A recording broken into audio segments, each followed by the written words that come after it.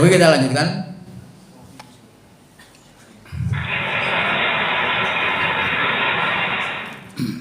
Tadi bagaimana berdakwah itu?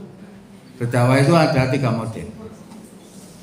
Ud'u, serulah ila sabili rabbika, kepada jalan Tuhanmu, bil hikmati, dengan bijaksana, wal mau'idotil hasanati, dan dengan mau'idoh hasanah, pelajaran yang baik. Wajadilhum, dan bantalah mereka itu billati yaksan, dengan yang baik. Inna rabbaka, sesungguhnya Tuhanmu, wa a'lamu, dia lebih mengetahui biman dzola, terhadap siapa yang dia sesatkan, an sabilihi, dari jalannya, wa a'lamu, wa huwa a'lamu, dan dia lebih tahu bil muhtadin, terhadap orang-orang yang mendapat petunjuk. Jadi ini metode modifikasi dakwah ada 3, disuruh dengan hikmah, kebijaksanaan. Jadi kita harus ngerti dalam menyampaikan, gak ngerti hantem promo.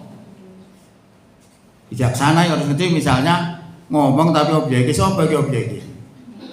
Wong intelek-intel lagi, profesor doktor ya. Ngomongnya biasa-biasa, gak payu. Nah, profesor doktor ceramahnya harus logika, berdasarkan ilmu.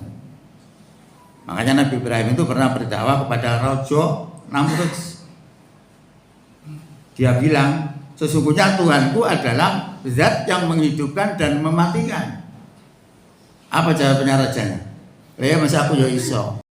Kon ini narapidana, tak pacanane mati mesti. Tak jarno urip. Berarti mau doai. Coba jawabannya begitu. Lalu dibalik oleh Ibrahim tadi, sesungguhnya Tuhan itu menerbitkan matahari dari timur, coba terbitkan dari barat. Fabuhita, dia diam, tidak bisa jawab. Perlu diplomasi, makanya lihat objeknya. Itu salah satu begitu. Kemudian dikasih mau'idotil hasanah, pelajaran yang baik. Kasih contoh-contoh ini kalau orang-orang yang umum pengetahuannya biasa-biasa itu bisa kasih mau'idotil hasanah. Wajadilhum bilati tadi ya, terhadap orang-orang yang intelek. Itu kurang lebih seperti itu modifikasi di dalam dakwah.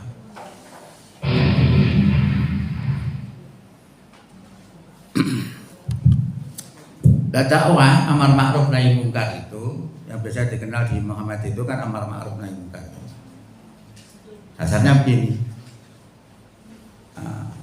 Man ra'a minkum mungkaron falyughayyirhu biyadihi, fa illam yastati fa bilisanihi, fa illam yastati fa biqalbihi, wa dzalikal at'aful iman. Barang siapa di antara kamu melihat mungkar, maka rubahlah dengan tanganmu. Kekuatan. Ini perintah dari Rasulullah. Jika tidak kuasa, maka rubahlah dengan lesannya. Dengan apa? Mulut, ngomongi dan sebagainya. Jika dengan lesan tidak mampu, maka rubahlah dengan hatimu. Dan itu adalah selemah-lemahnya iman. Tuntutannya begitu. Lah yang bisa melakukan dengan tangan itu siapa? Saya kira-kira nih. Ini jalan itu. Ide pasar Al-Qadiri, Masjid Al-Qadiri, etan itu untuk dodol minuman keras. Mungkar itu. Kalau kita rubah dengan itu bisa enggak? Kalau kita ora tarik kita kaploki. Aduh sama kena. Lah yang bisa dengan tangan tadi itu sebenarnya pemerintah. Karena pemerintah duwe bedil. Polisinya duwe bedil, tentara yang duwe bedil. Amar ma'ruf nahi mungkar dengan tangan gampang. Kalau kita tidak bisa, karena undang-undang kita bukan undang-undang Islam, itu masalahnya.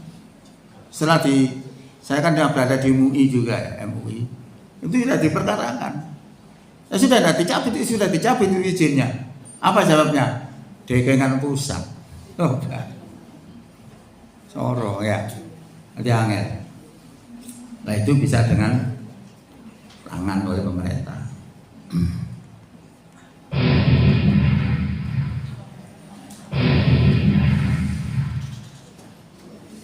Tadi sudah lewat ya. Bilisan bisa dengan mulut, bisa melalui maidotul hasanah seperti gini maidotul hasanah. Juga bisa dengan mujadalah bilati yaksan, yang dengan qalbi tadi, dengan hati. Operasionalnya adalah diam, mendoakan hijrah pindah tempat. Jadi kalau kita tuh dengan hati apa? Kok tambah nimbrung nanggone kemaksiatan tadi, itu bukan selama-lamanya iman, ya bolong nih benar. Masih ngomong tuh kadang belum lalu berani orang. Mana jawaban ngomong jadi radikal, wangel. Indonesia itu wangel. Pemenang antara Islam temen itu kata mek wani. Yang kata diterapno melanggar aturan pemerintah, yang diterapno melanggar Islam. Kalau tidak diterapkan melanggar Islam. Berarti angel, maju kena mundur kena saja nih. Kalau kita mengenal betul-betul Islam, karena selama ini Islam yang kita pahami cuma apa? Syahadat, sholat, zakat, puasa, haji, itu di luar itu dianggap itu Islam. Makanya Islam di mana-mana itu selalu beda. Di Arab beda, di Indonesia beda, di Amerika beda, di Rusia beda. Tergantung sistem politiknya di sana.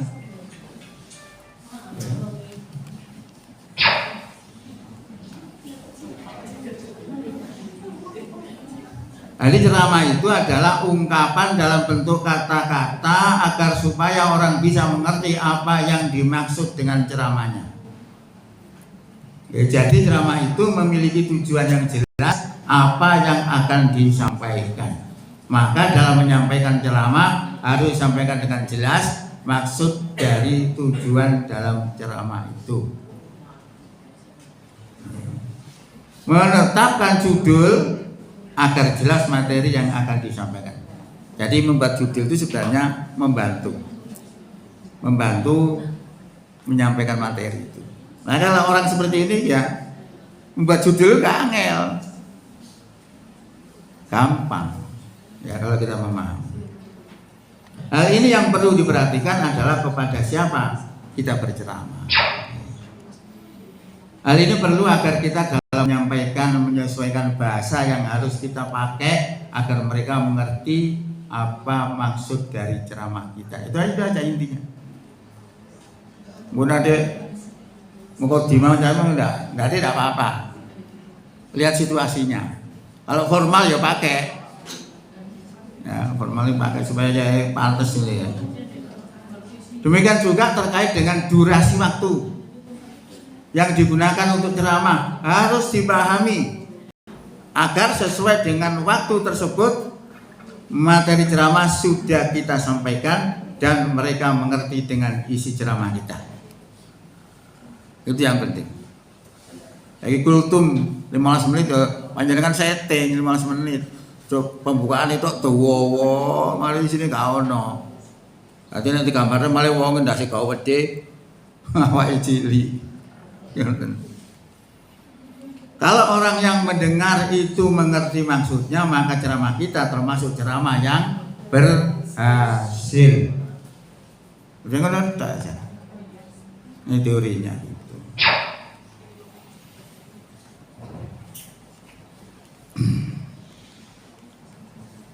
Nah ini ya. Ya apa sih ceramah itu? Satu, tata cara berceramah atau pidato diawali dengan muqaddimah. Misalnya innal hamdalillahilladzi nahmaduhu wa nasta'inuhu wa nastaghfiruh, boleh. Alhamdulillahirabbil alamin wa bihi nasta'in ala umuri dunya waddin, boleh. Apa lah itu? Alhamdulillah ya boleh. Ini panjenengan ceramah di formal, alhamdulillah kurang keren. Kepercayaan akhirnya bisa hilang. Orang itu mau mendengar kadang-kadang kalau percaya, kalau tidak percaya nggak sampai direken. Itu ya. Lalu dikasih pengantar untuk masuk kepada materi isi yang menjadi pokok bahasan yang akan disampaikan. Menyampaikan materi inti dalam menyampaikan materi ini bila mana diperlukan bisa diselingi dengan jok-jok yang seger. Mak saya ini kata pakai sembangal. Soalnya itu digembleng aliran keras ya, tapi saya bisa menyesuaikan. Lalu kesimpulan, ya yang empat item tadi. Pengantar, mukadimah, pengantar, isi, kesimpulannya sudah itu aja. Ada. Jadi orang itu dilihat nanti apa sih maksudnya, dilihat di kesimpulan aja bisa. Itu aja. Contoh mukadimah. Oh banyak ini. Wah apa? Kemarin alhamdulillah ya boleh. Kalau orang haji, orang ngapal akeh-akeh, wes apal Rabbana atina fid dunya hasanah wes. Enteng ya. Ini contoh ya. Contoh pengantar. Kalau kita mau memberi pengantar ceramah, ya, kalau kita mau memberi pengantar ceramah kita, jangan sampai melupakan isi yang akan disampaikan, yang sudah kita kemas dengan bentuk judul. Karena judul materi kita nanti akan memudahkan kita untuk memberi pengantar.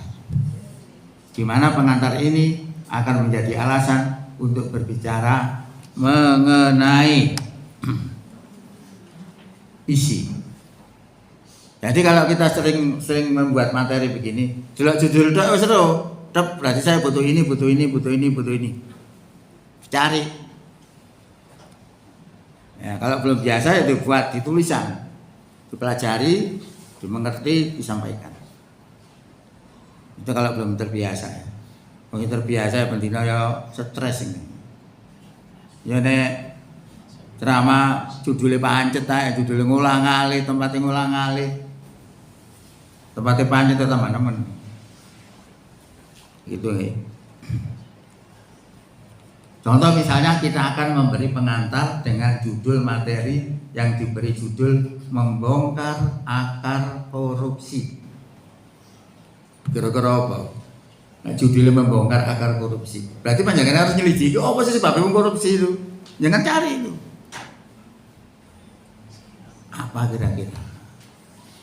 Hanya dibuat pengantar. Atau dibuat isi nanti itu apa? Nah saya kayak misalnya yang dakwah nang wong loro psikologisnya kayak apa? Artinya itu gelisah orang pak sakit itu ya, perlu didem-dem. Nah itu materinya dengan ambil di situ. Bahasanya sudah bahasanya dengan aja tidak apa-apa. Yang penting orang itu ngerti, seneng nek diomongi seneng. Kita bu sabar mawon mengenai loro-loro ini memang diuji kita itu. Nah misalnya begitu ya. Ujian itu pun dikira nek ujian itu mesti enak tok mboten. Ya enak ya gak enak. Lho ono tar ujian enak ya enten. Napa? Lah kok orone diuji enak sih. Diuji sugih lali Gusti Allah. Dia merasa bahwa hasil kekayaannya itu adalah hasil kepintarannya. Akhirnya apa? Ditenggelamkan oleh Allah hartanya ke dalam tanah. Makanya yang menemu harta di dalam tanah disebut hartane karun. Korun, ini Indonesia karun. Fulus dari fulus, mepet dari mepet. Nonton ya. Sekarang ini pemerintah ini masuk kepada pengantar misalnya. Judulnya ini wow, membongkar akar korupsi. Berarti masyarakat harus tahu di mana masalah korupsi terjadi. Nanti di situ bahasannya. Nah sekarang kita beri pengantar yang mengarah kepada membongkar korupsi. Sekarang ini pemerintah sedang dipusingkan dengan kasus-kasus korupsi yang semakin merajalela. Dari hari ke hari tidak ada berita yang tidak dimuat oleh media cetak maupun elektronik tentang kasus-kasus korupsi tersebut.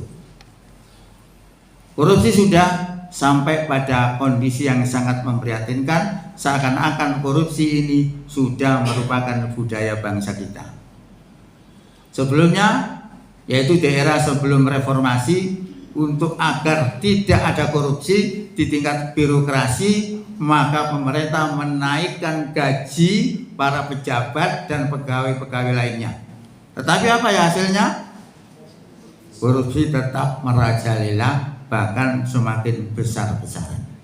Berarti bukan perkara bayaran. Itu sudah bisa kita simpulkan. Ayo belum inti. Ceramah kami ini kami beri judul membongkar akar korupsi. Lalu jadi pengantar. Pokoknya dikira ngomongan ini dia lah, jangan masuk pada isi gitu. Gitu. Kami akan mencoba membongkar apa sebab-sebab terjadinya korupsi yang banyak merugikan negara dan menguntungkan segelintir orang saja. Semenjak Presiden Prabowo menjadi presiden, salah satu sasaran kinerjanya adalah memberantas korupsi.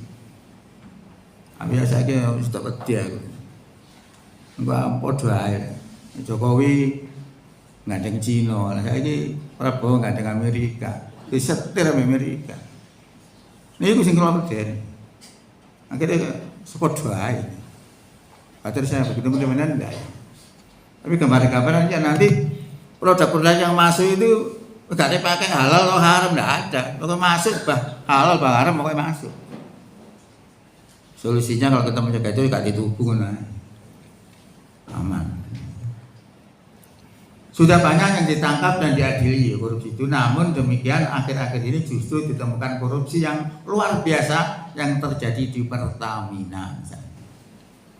Yang konon kabarnya korupsi yang sementara terdeteksi sebesar 1.000 triliun. Ngono jadi gak duwe Indonesia. Duwe syarat-syarat. Jadi luar biasa ya. Mengapa bisa orang melakukan korupsi bahkan besar-besaran tidak main-main ya? Kenapa sebabnya? Belum ketemu.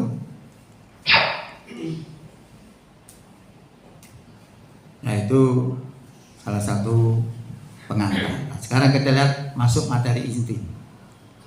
Ada tadi membawa persoalan, dijawab di inti.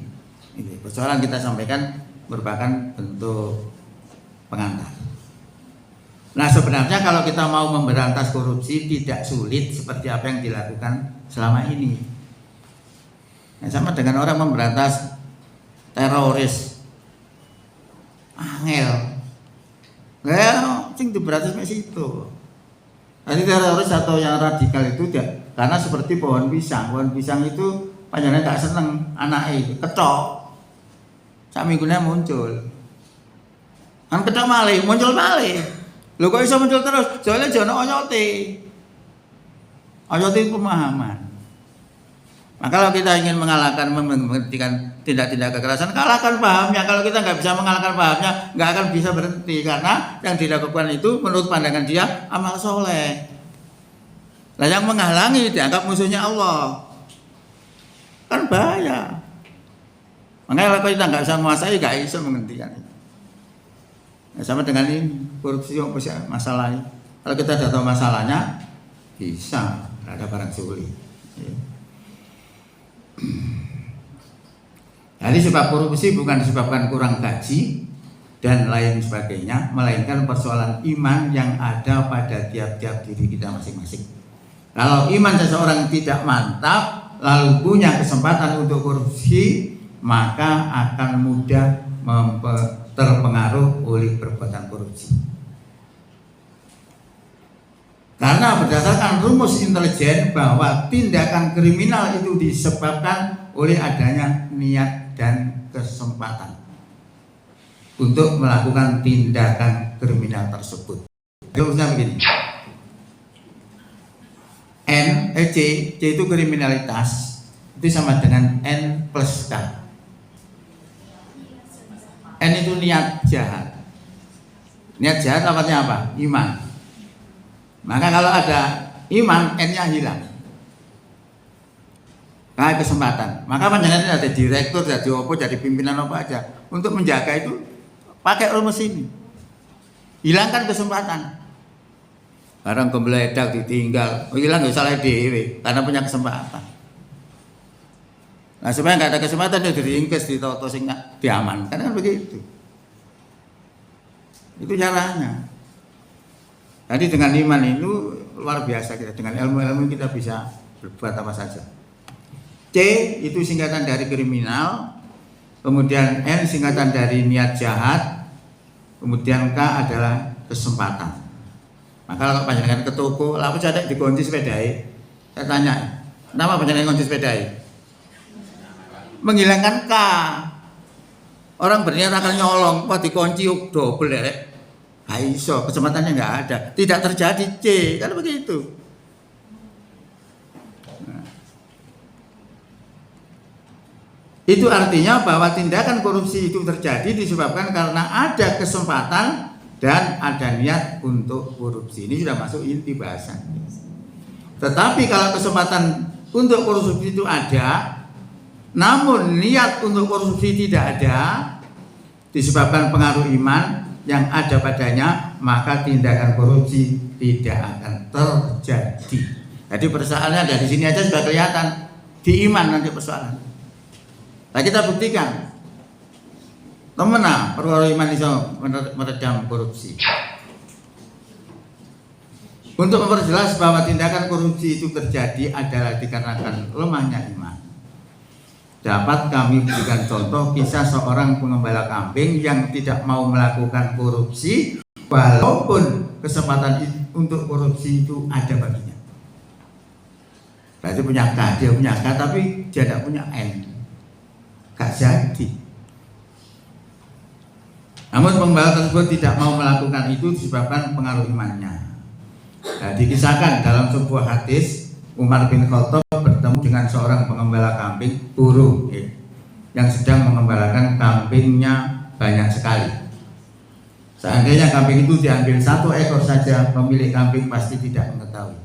Jangankan 1, 10 enggak roh. Pemanah 1. Hal tersebut berarti dia punya kesempatan untuk melakukan korupsi dengan menjual kambing yang digembalakan itu.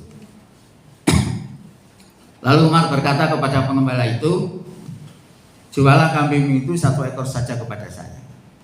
Apa jawabnya? Umar dijual ya tidak tahu, yang punya tidak tahu. Siji, 10 karo, mana siji. Artinya apa? Dia punya kesempatan. Apa jawabnya? Pengembala menjawab, ini bukan milik saya teman.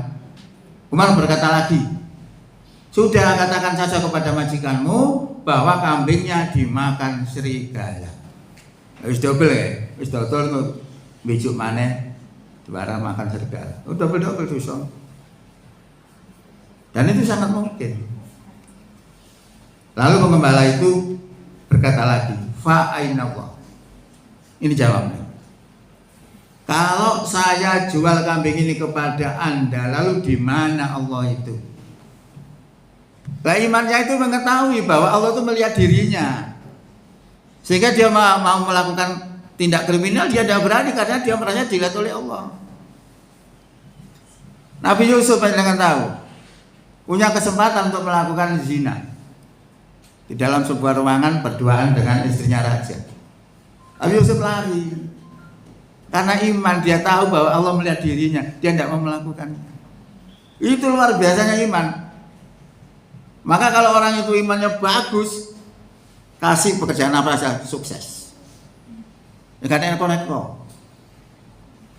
Apalagi dengan keyakinan. Seperti saya ini ya. Saya ini orang gak nyebut gaya. Nah, biar nyebut gaya saya itu ya banyak. Jam kerja saya itu mulai jam mari subuh sampai jam 12 bengi. Kalau sekarang kan rata-rata masih mari subuh sampai jam 09.00. Luar biasa ya kerja. Nah, itu saya yakin bahwa Allah itu memberi rezeki lewatnya model-model. Lalu saya ini yang tidak dianu ya, tidak ada bayaran. Ayo moro-moro orang kayak bayaran ke saya. Gak nyambut gawe gak apa digawe bayar 1.500 ben bulan digawe klambi kan. Terus sing kok mantuku iku ya oleh 1.500. Lha mak saya lu Jawa gak karuan. Itu kan kehendak Allah ya. Diberi kecukupan lalu diusikno atine memperhatikan. Itu dari itu saja. Belum saya kalau ceramah-ceramah. Saya kalau ceramah 1 bulan ya sekitar 25 kali. Ya, apalagi kalau posoan ini. Nek loro gak 11 tambahan ini. Itu rezeki. Lah dia tahu itu iman. Lah dia mau menjual tadi. Imannya mengatakan kamu itu dilihat oleh Allah. Akhirnya nggak jadi. Padahal dia punya kesempatan. Berarti dia tidak punya N. N-nya hilang. Karena itu niat jahat tadi itu.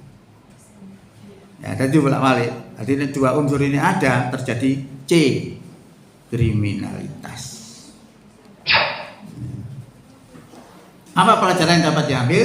Apa yang dapat kita ambil pelajaran dari peristiwa tersebut adalah sebuah kisah yang dapat kita ambil pelajaran yang sangat berharga, yaitu kenapa pengembala itu tidak mau korupsi dengan menjual kambing itu, padahal dia punya kesempatan untuk itu. Nah, ini kan sudah masuk bahasan sudah. Ternyata dia tidak melakukan korupsi tersebut karena dia mengetahui bahwa apa yang dilakukannya Allah senantiasa akan melihat dirinya. Nah, coba kekuatan iman luar biasa.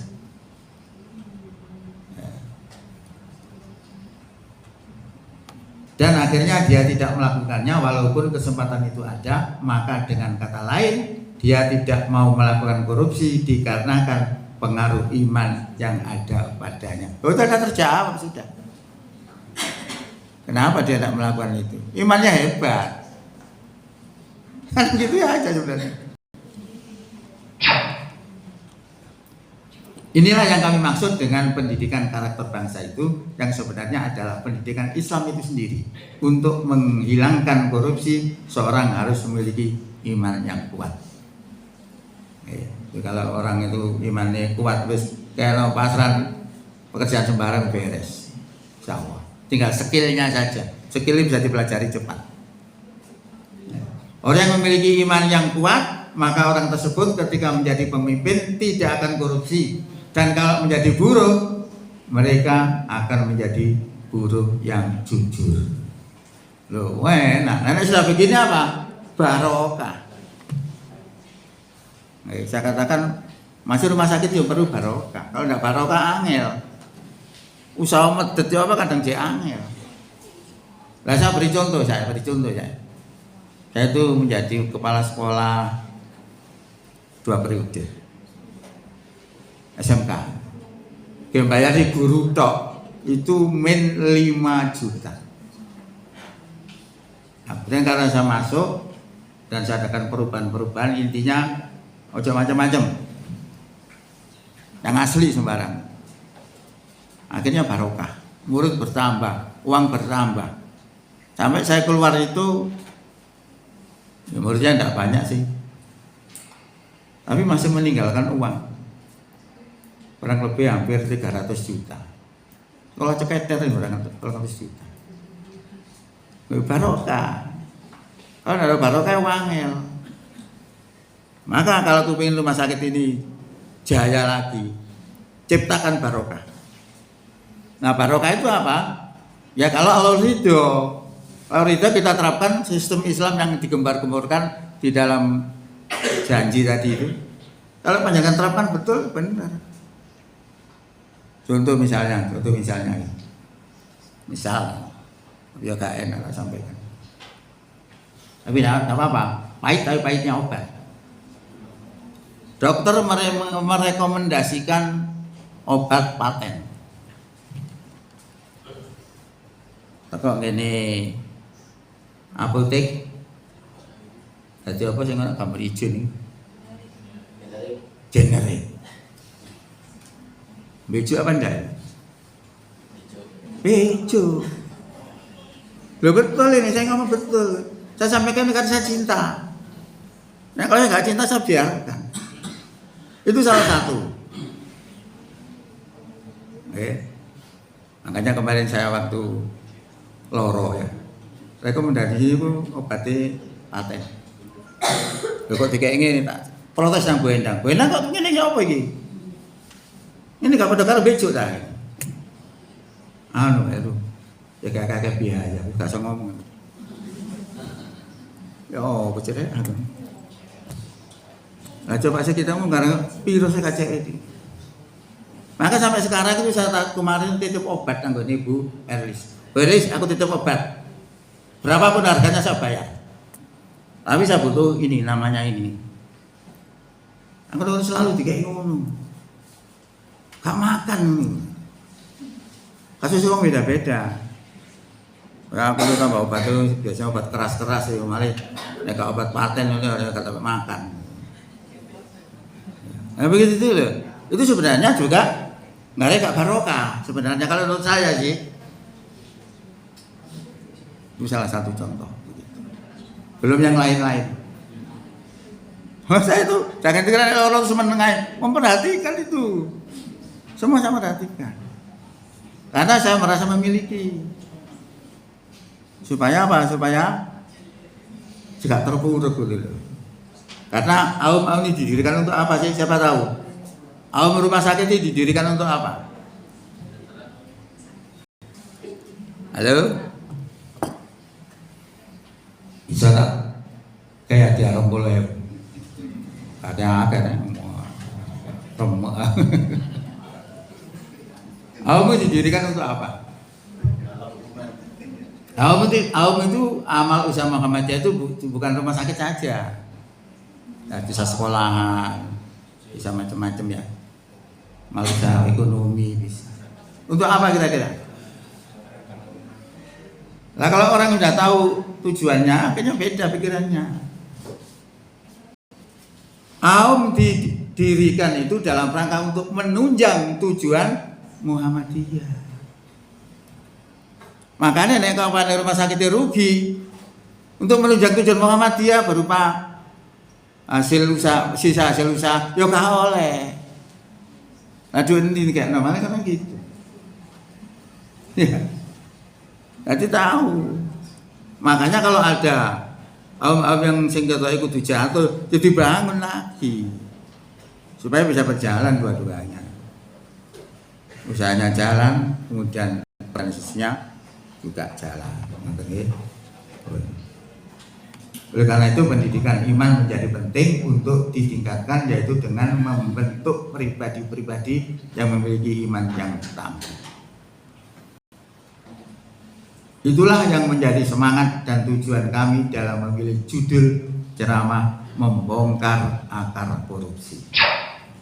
Kesimpulannya, oleh karena itu pastikan mulai hari ini, jam ini, menit ini, detik ini, dan seterusnya kita bangun pribadi-pribadi yang memiliki iman yang tangguh.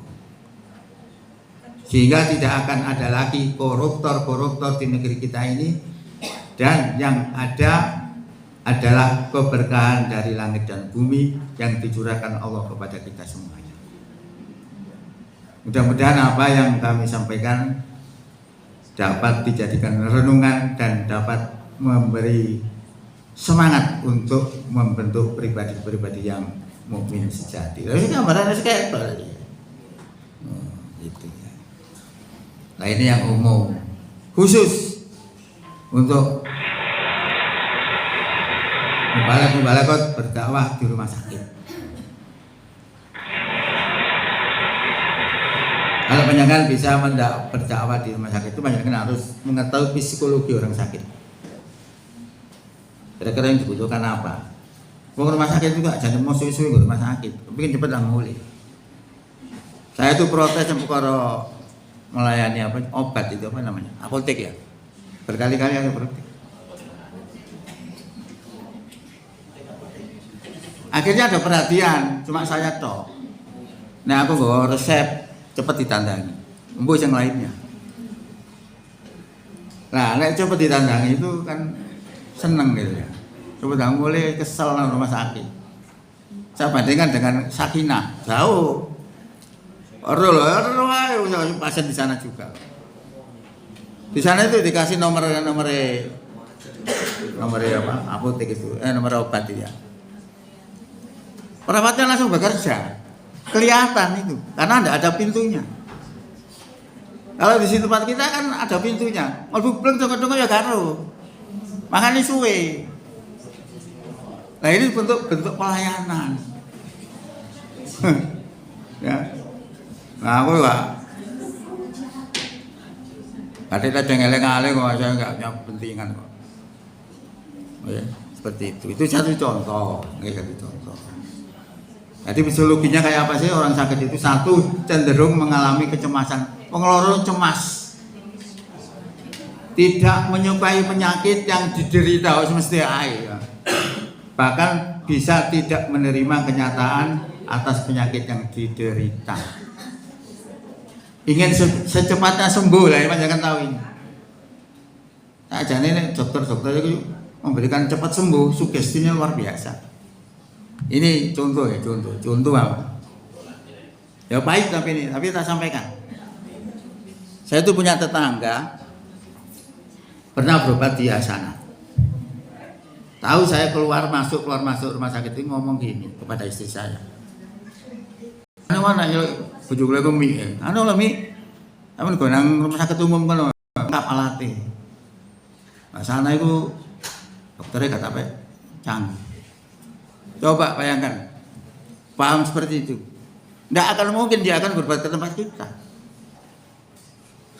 Coba kalau dia cepat sembuh, seneng cerita, nang ngono ngono, asana lu, jos.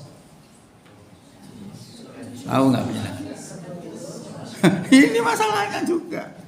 Saya tuh ngantongi banyak sekali.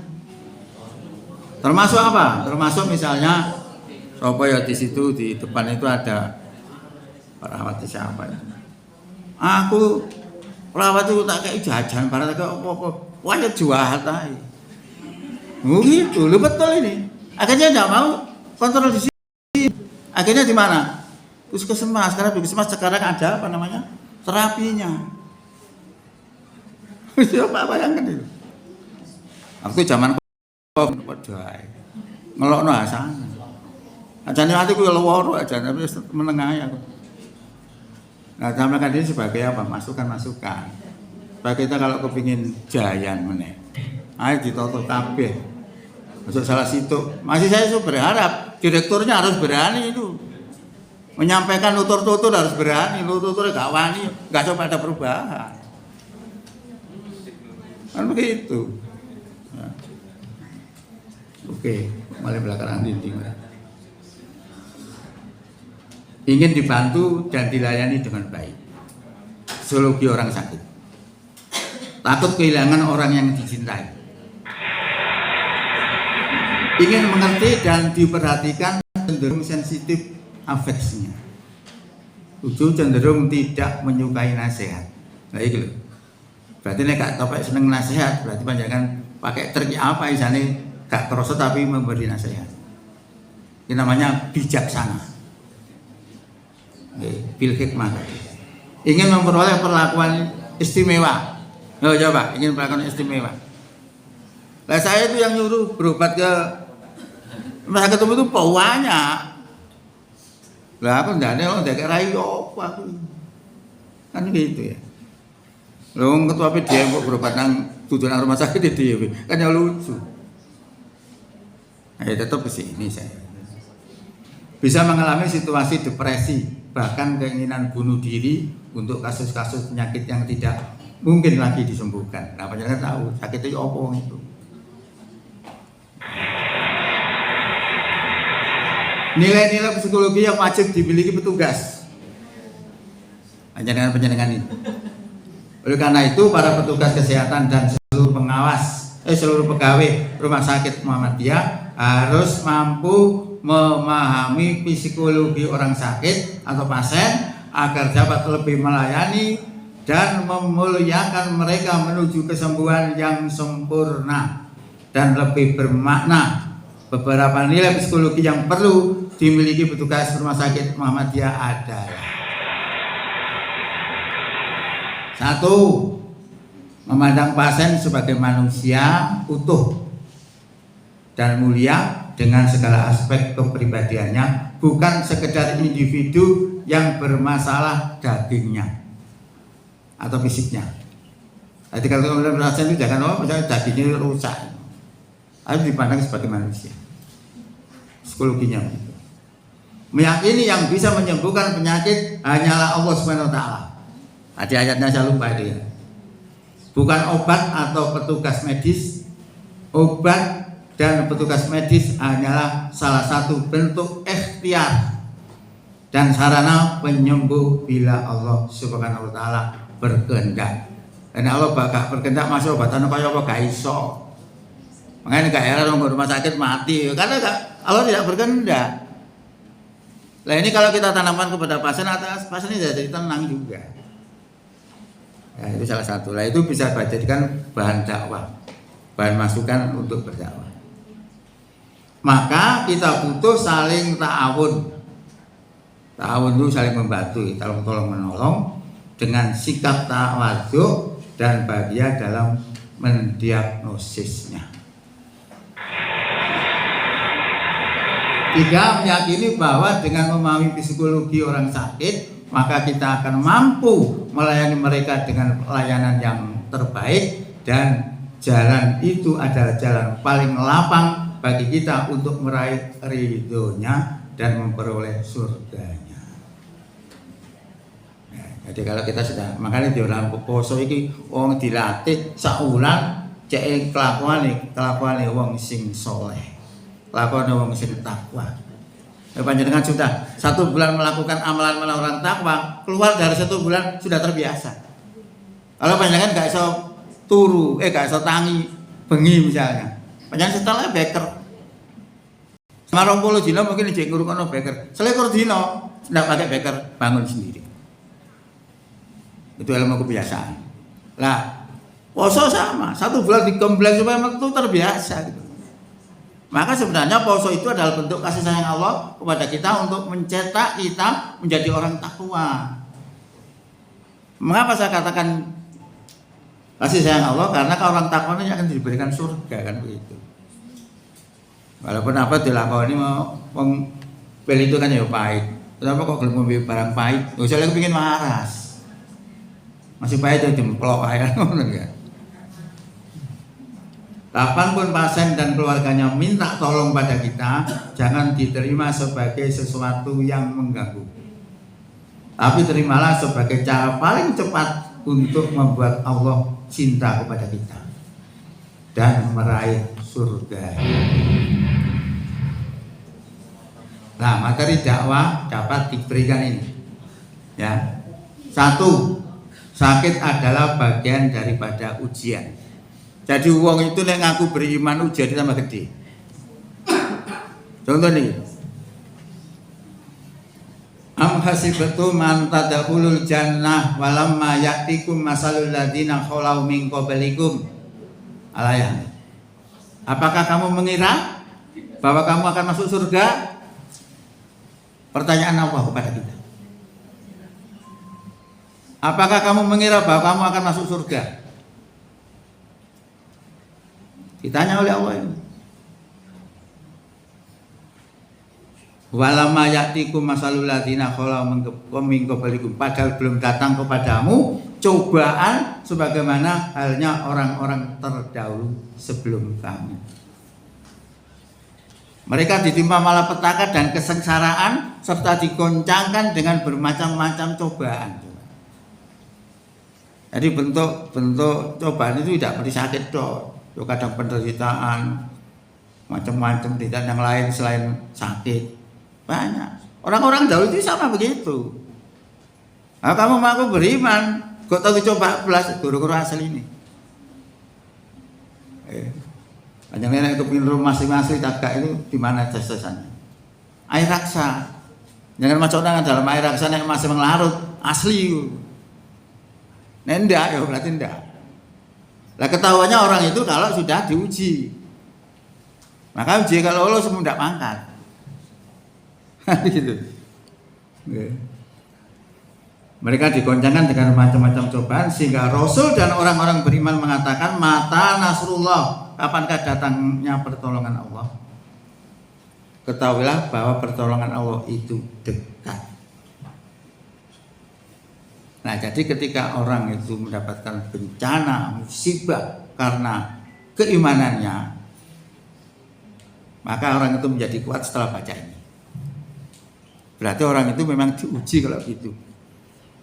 Ternyata bentuk macam-macam itu ujian untuk dirinya.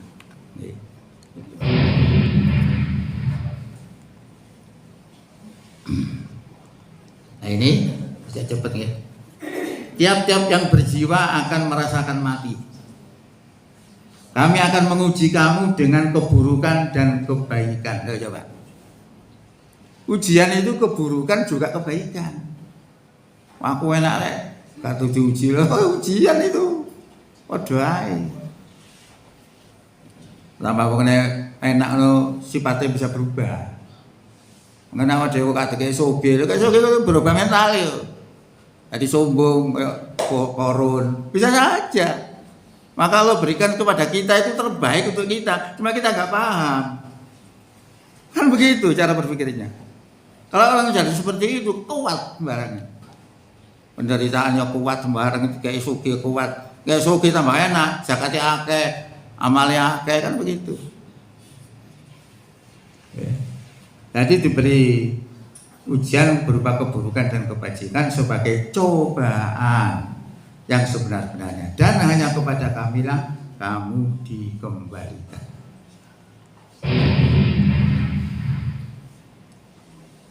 Kemudian diberitahu orang sakit itu, memang loro itu penghapus dosa. Seneng ngomong loro itu. Oh, aku tak kuat-kuat narik masih loro, saling menghapus dosa. Jadi dendeni, oh lorong ini biasa menikmati, wati wong. Ya harus diberitahu begitu, diberitahu. Dari Abu Hurairah bersabda, tidaklah seorang muslim ditimpa musibah atau kesusahan, kesedihan, penyakit dan gangguan yang menumpuk pada dirinya kecuali Allah mengampuni dosa-dosanya. Keliru dosa ini. Nah itu salah satu kita menderita seiring itu aja. Itu. Rasulullah pernah menemui Umi Su'ad ya. Beliau bertanya, kenapa engkau menggigil seperti ini wahai Umi Sa'id ya? Perempuan itu menjawab, karena demam. Wahai Rasulullah SAW, sungguh tidak ada berkahnya sama sekali. Rasulullah menjawab, jangan kau mengecam penyakit demam, karena penyakit itu bisa menghapus dosa manusia seperti pembakaran menghilangkan noda pada besi. Putih semprit deh. Oke, ya ini ya itu nih. Jadi apa yang kami sampaikan tadi itu teknis bagaimana kita berdakwah, bagaimana kita berjamaah secara formal. Umpama tidak secara formal, macam gini pasien, wis gade mukadimah nggak apa-apa. Oke, ditur-tutur, dituturi nih wis. Sukses mon. Pada cara berdakwah, dakwah itu kan menyampaikan ya. Cuma yang formal ini menurut mau. Biasanya dunia akademik atau dunia apa itu mesti kasih pengantar dulu, prolognya istilahnya. Seperti itu. Karena sudah disemprit, jadi intinya nanti seperti penghapus dosa itu bisa panjenengan pakai bahan untuk berceramah pada pasien. Ya, kemudian kalau untuk yang melahirkan tenaga cukup waktunya ya. Biasanya itu urusannya di mana sakit. Nah, sakit Allah sudah mengajarkan bagaimana menghadapi sakit. Ya, tadi kapan itu akan saya sampaikan nantinya Pak. Fotokopinya ya. Belum sempat karena tadi pagi itu baru saya banyak edit itu pagi tadi. Karena kemarin tuh pulang sampai mari Isya baru Bu Herlis itu, jadi nggak sempat ya. Jadi ini sudah luar biasa sampai bisa jadi seperti ini. Oke, saya kira itu karena sudah dikasih peringatan waktunya. Oh, tanya jawab nggih. Nggih, Bun, monggo. Monggo sing bertanya yang kurang jelas bisa ditanyakan.